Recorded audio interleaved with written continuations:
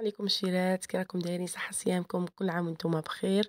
طولت عليكم شوية هاد الأيامات لأغراض شخصية، مي راني رجعت معكم بهذا الطبق. طبق لي بولات تاع الدجاج بالكريمة ماشي سائلة، الكريمة البيضاء والشامبينيون.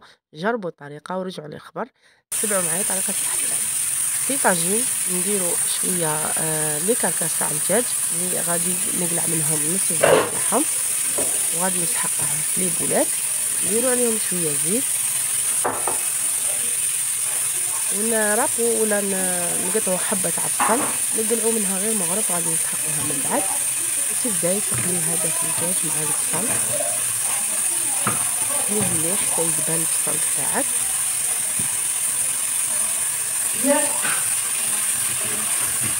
مادام تقلي الطاجين تاعك، مادام المرقة ولا الطاجين تاعك يجي هنا، كل زدت نص سنينة تاع الثوم تكون مخلطة، راني رفيتها وبديت نخليها مع هذاك البصل والزيت. كان عندي الشامبينيون تاني زدتها معاه يكون معلب، الا ما كانش عندك ديري حاجه تاني زينين في الوصفه هذه. ديري حبات كاملين باش البلا تاعك يزيد زين. انا ما كانش عندي الطازج، كان عندي معلب برك، زدت معاه، زدت شويه ملح تاني، خليتهم يسخنوا كما راكي تشوفي.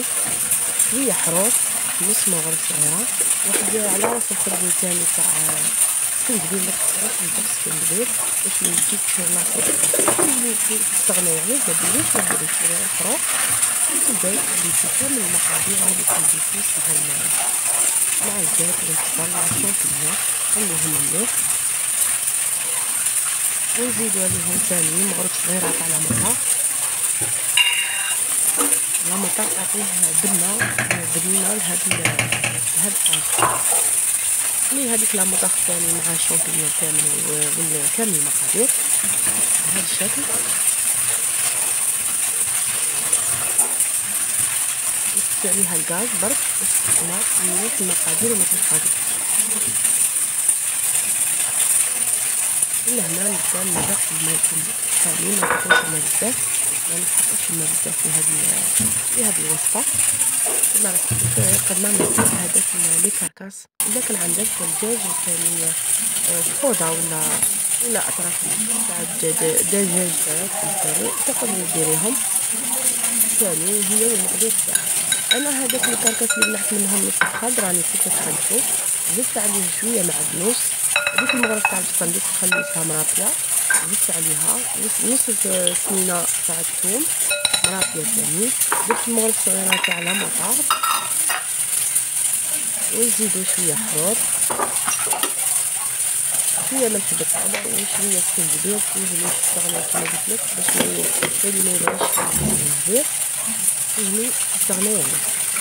ديري حبة تاع البيض ضربيها بهذا الشكل، وديري غير نص حبة منها. نسيو الكمية تاعك تاع الضرب اللي يكون، ولا صدر الدجاج اللي يكون متوسط ولا يكون كبير. زيدي عليهم زوج مغارف كبار على صافية حتى الربعة، تقدري ديري حتى الربعة مادام تكري لا صافية ثاني شوية، مادام الدجاج تاعك يجي طري. زدت عليهم مغرف صغيرة تاع لامطة، شوية ملح، ونخلط كامل المقادير مليح بهذا الشكل.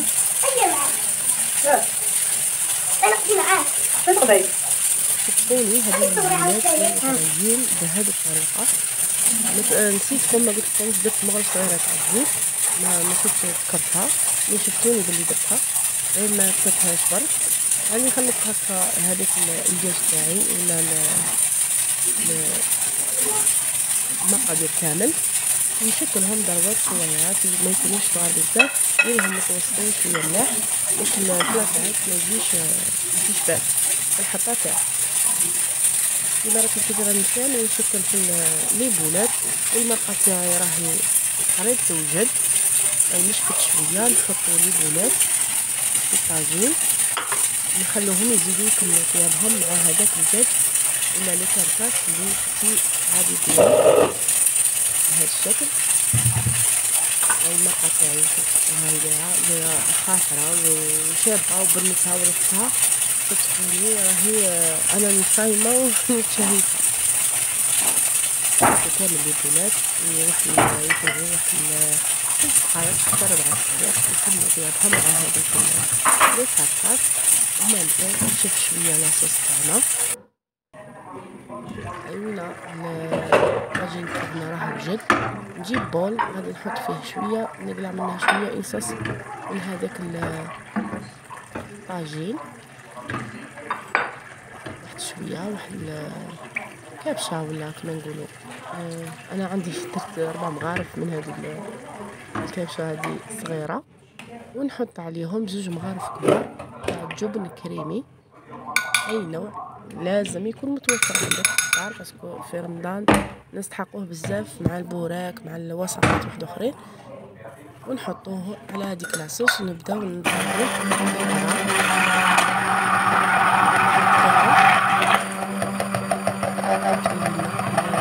لاصوص مع الجبن يتجانس مع بعضه ويتشكل كريمه كي شغل الكريمه سائله.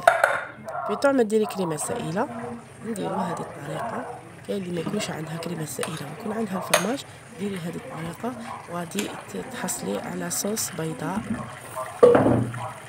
هذه الطبق انا حطيت لاصوص كما راكم تشوفوا في الطاجين، ونخلوه يتخدر شويه واحد 2 دقائق.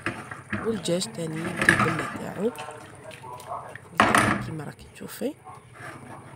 خليه 2 دقائق برك باش الفرماج والدجاج يتخلطوا كامل مع بعض. لهنا في هذا الوقت انا كنت وجدت شويه فريت قليته تاني باش نرافقوا مع التجميد، رافقيه مع الروز. كل واحد واش يبغي يرافق مع هادو لي بولات، يجوا مع كل شيء، يجوا مع لي بات، يجوا مع كامل الحاجه اللي تبغيها الوحده ولا تبغيها العائله تاعك. كما راكي تشوفي انا كنت قليت البطاطا ونحط الطبق تاعي بعد ما وجد بهذا الشكل في الطبسي يكون شباب. زينته بشويه فرماج شويه معدنوس. زدت انا كنت درت شويه بيتزا، كانت عندي عجينه على جهه راني درت البيتزا. صدقوني هذه غادي نعطيكم الطريقه تاعها تجي خفيفه وبنينه وسريعه التحضير، ما غاديش تشدك في الوقت بزاف، بالخف ديريها. غادي من بعد نحطها لكم. شوفوا كيف دايره، انا راني نقطع فيها ومانطو العجينه تاعها جات خفيفه.